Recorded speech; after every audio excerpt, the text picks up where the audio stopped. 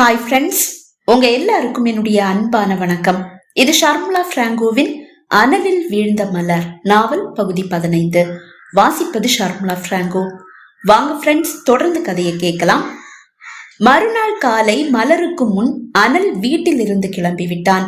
மலர் மருத்துவமனையை எட்டும் போது 10 மணி. காரை நிறுத்திவிட்டு மருத்துவமனைக்குள் நுழைந்த மலரின் விழிகள் முதியவர் சாரதியை தேடியது. அவரை எங்கும் காணவில்லை. தன் அறையை எட்டியவள் அவளுக்காக வெளியே காத்திருக்கும் முதியவரை கண்டதும் முகம் மலர்ந்தாள். அவர் மட்டும்தான் அங்கு இருக்கிறார். வேறு எந்த நோயாளிகளும் இல்லை. அவர் விழிகளில் புது கண்ணாடி. அவர் அருகில் வந்தவள், குட் மார்னிங் ஐயா என்றாள். அப்போதுதான் அவளை கவனித்தார் முதியவர். குட் மார்னிங் என்றவர், முதல் ஆளா உங்களை பார்க்க நான் வந்திருக்கேன் என்றார். என்ன பார்க்கவா? மலரா பார்க்க வந்திருக்கீங்களா இல்ல டாக்டர் மலர பார்க்க வந்திருக்கீங்களா? டாக்டர் மலர பார்க்க வந்திருக்கேன். அவள் முகத்தில் ஒரு பதற்றம். என்னாச்சு? அத நீதாமா கண்டுபிடிக்கணும். திடீர்னு நெஞ்சு வலிக்குது. நெஞ்சு வலிக்குதா? இசிஜி எடுத்தீங்களா? அதெல்லாம் எடுத்தாச்சுமா, எந்த பிரச்சனையும் இல்ல. ஆனா நெஞ்சு வலிக்குது. என்ன காரணம்னு தான் தெரியல. சரி வாங்க. அவரை அழைத்து கொண்டு அறைக்குள் வந்தாள். நீ வெறும் MBBS ஆமா? ஆமா. மேல படிக்கலாமே. படிக்க விருப்பம் இல்ல ஐயா. MBBS மட்டும் போதும்னு நினைக்கிறியா? இது கூட எனக்கு தேவையில்லை.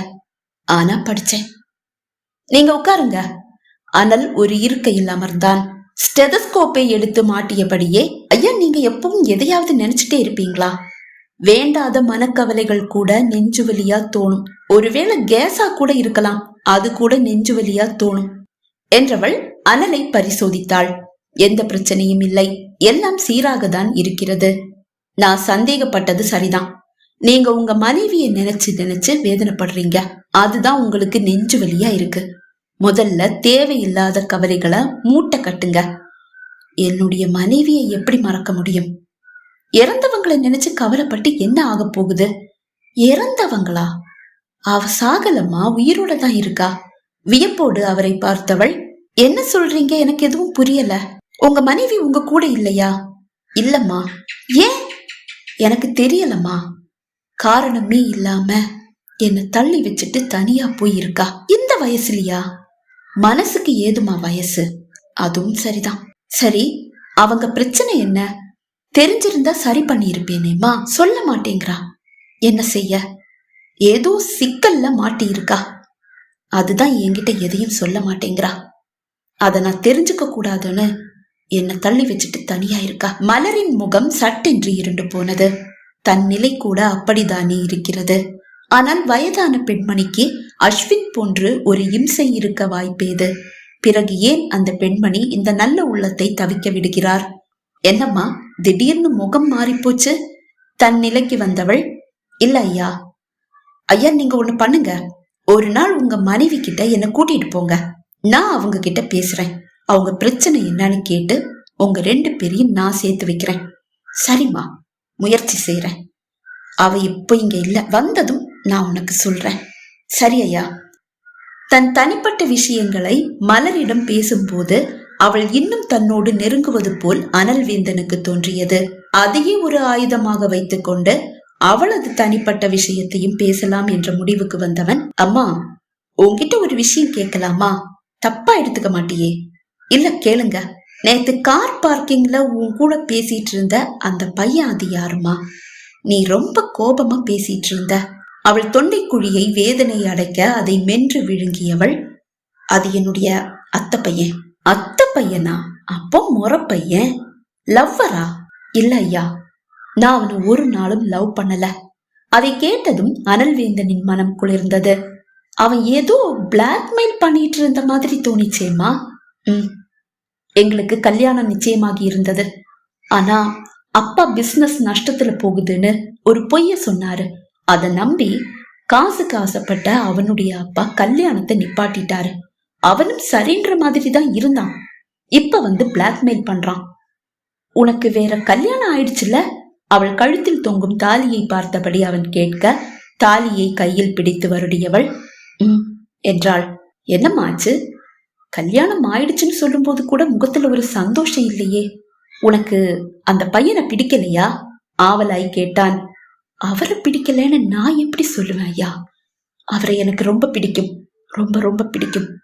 உண்மையை சொல்லணும்னா என்னுடைய மனச முதலா ஒருத்தன் கவர்ந்து இழுத்தான்னா அது அவர்தான். அதை கேட்டு அனலுக்கு வியப்பு. அப்படியா? ஆமா, இவன் பிளாக்மெயில் பண்றத அவர்கிட்ட சொல்லிடலாமேமா. அவள் விழிகளில் பயம் பிரதிபலித்தது. அவர்கிட்ட சொல்றதா? ஏம்மா, சொன்னா என்ன? உங்களுக்கு அவரை பத்தி என்ன தெரியும்? எனக்கு அவரை பத்தி எதுவும் தெரியாது, நான் பார்த்தது கூட இல்ல. உன் புருஷன் தானே, நீ சொல்லு. ஐயா அவரு என் மேல உயிரையே வச்சிருக்காரு. கல்யாணத்துக்கு முன்னாடி ஒரு தடவை அவருடைய ஃப்ரெண்டோட தங்கச்சி கிட்ட ஒருத்தன் தப்பா நடந்துக்க முயற்சி செஞ்சான்னு அவனை அடிச்சு துவைச்சு கிழிச்சு தொங்க விட்டுட்டாரு. அத பார்த்த அந்த நாள் ஃபர்ஸ்ட் டைம் நான் அவர்கிட்ட விழுந்தேன். ஆனா காதல் எதுவும் இல்ல, கல்யாணம் நிச்சயமாகி இருந்தது. அது மட்டும் இல்ல, அஸ்வினை மட்டும்தான் என்னால கல்யாணம் செஞ்சுக்க முடியும். வேற யாரையும் நினைச்சு கூட பார்க்க முடியாத ஒரு நிலைமை. இப்பவும் அஸ்வினை காதலிக்காட்டி கூட என்னால என்னுடைய கணவர் கூட சந்தோஷமா வாழ முடியாது. ஏம்மா? சாரி ஐயா, அத நான் சொல்ல விரும்பல. அதே மாதிரி தான் ஐயா, அஸ்வின் டார்ச்சர் பண்றான்னு அனல் கிட்ட சொல்ல முடியாது. சத்தியமா அவனை கொன்னுடுவாரு.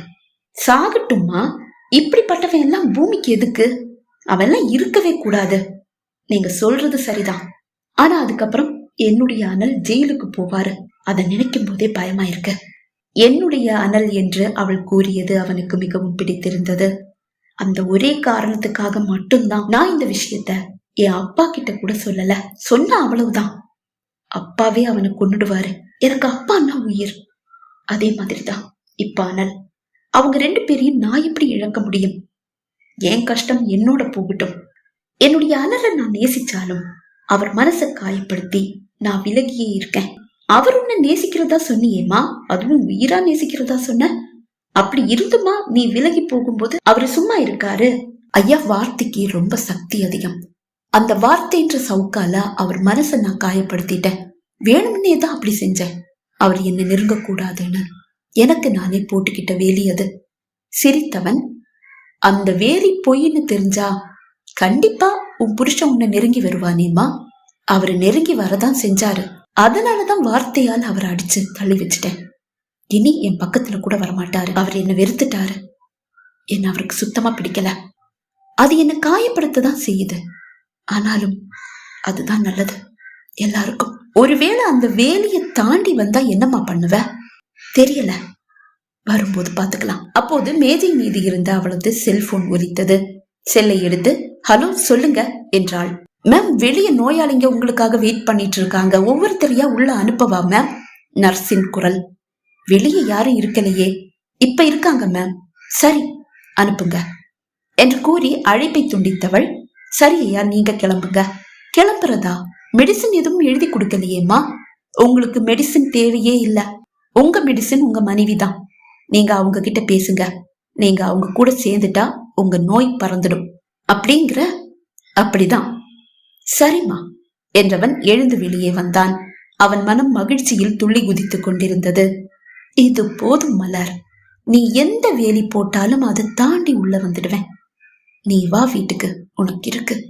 வாய்க்குள் முணுமுணுத்தவன் வாசலை நோக்கி நடந்தான். இன்று மலருக்கு ஓய்வே இருக்கவில்லை. நோயாளிகள் மட்டுமல்ல, மருத்துவமனையின் சில பிரச்சனைகளை அதன் உரிமையாளர் என்ற முறையில் அவள் சரி செய்ய வேண்டியதாக இருந்தது. இத்தனை நாளும் மருத்துவமனையையும் அலுவலகத்தையும் அப்பாதான் பார்த்து கொண்டிருந்தார். ஆனால் இன்று இப்போது அப்பாவை இந்த விஷயத்தில் இழுக்க அவள் விரும்பவில்லை. அவருக்கு உடல்நிலை சரியில்லை அல்லவா, ஓய்வில் அல்லவா இருக்கிறார். அலுவலகமே அவர் இன்னும் செல்ல ஆரம்பிக்கவில்லை. அவளே அனைத்தையும் திறம்பட பார்த்து முடித்துவிட்டு வீடு திரும்பும் போது இரவு 10 மணி. இதற்கிடையில் அனல்வேந்தனின் அப்பா அம்மா இருவரும் பல முறை அவளை அழைத்து ஏன் தாமதமாகிறது என்று விசாரித்து விட்டனர். ஆனால் அனல்வேந்தன் அவளை அழைக்கவே இல்லை. அது அவள் மனதில் ஒரு நெருடலை ஏற்படுத்தியது. அவள் வீடு திரும்பும் போது அனல்வேந்தன் வீட்டில் இருக்கவும் இல்லை. அவர் இன்னுமா வரல? வியப்போடு அவன் அம்மாவிடம் கேட்டாள். அவன் இன்னைக்கு ஆபீஸ் போனாமா, சாயந்தரம் வீட்டுக்கு வந்தான். ஆனா நைட்டு 9 மணிக்கு ஒரு மீட்டிங் இருந்ததால அங்குள் அவனை அனுப்பி வச்சுட்டாரு. மீட்டிங் முடியும் போது எப்படியும் 11 மணி ஆயிடுமா. அதுக்கப்புறமா பார்ட்டி இருக்கு. அதுவும் முடியும் போது எப்படியும் 12 மணி ஆயிடும். அவன் வீடு வந்து சேரும் போது 1 மணிக்கு மேல ஆயிடும். நீ அவனுக்காக காத்தெல்லாம் இருக்க வேண்டாம், சாப்பிட்டுட்டு படுத்துக்க என்று அவர் கூற, சரி ஆண்டி என்றவள் உணவை முடித்துக் கொண்டு மாடிக்கு சென்றாள். படுக்கையில் வந்து வீழ்ந்தாலும் உறக்கம் அவள் விழிகளை தழுவவில்லை. அனல்வேந்தன் ஏன் தன்னை விசாரிக்கவில்லை? இரவு 9 மணிக்கு தானே மீட்டிங். அதுவரை அவன் வீட்டில் தானே இருந்திருப்பான். நான் மாலை வீடு வந்து சேரவில்லை. அப்படி இருந்தும் அவன் அழைத்து விசாரிக்கவில்லையே. அவன் அந்த அளவு தன்னை வெறுத்து விட்டானா என்ன? அப்படி நினைத்த போது அவள் மனம் வின் வின் என்று வலித்தது. அப்போதுதான் அவளது செல்போன் ஒலித்தது. அனல்வேந்தனாக இருப்பானோ என்ற ஆவலோடு அவள் செல்போனை எடுத்து பார்த்தாள். ஆனால் சாரதி பெரியவர் என்று டிஸ்பிளே காட்டியது. மாலை கூட அவர் 1-2 முறை அவளை அழைத்திருந்தார். அழைப்பை ஏற்று, சொல்லுங்க ஐயா என்றாள். என்னம்மா, ஹாஸ்பிட்டல்ல தான் இப்பவும் இருக்கியா? இல்ல ஐயா, நான் வீட்டுக்கு வந்துட்டேன். சாயந்தரமே வீட்டுக்கு போயிட்டியாமா? இல்ல ஐயா, இப்பதான் வீட்டுக்கு வந்தேன். ஏம்மா, என்ன ஆச்சு? ஹாஸ்பிட்டல்ல நிறைய வேலை, நோயாளிங்க நிறைய இருந்தாங்களா? இல்ல ஐயா, ஹாஸ்பிட்டல்ல சின்ன பிரச்சனை. வழக்கமா அத அப்பா தான் பாத்துப்பாரு.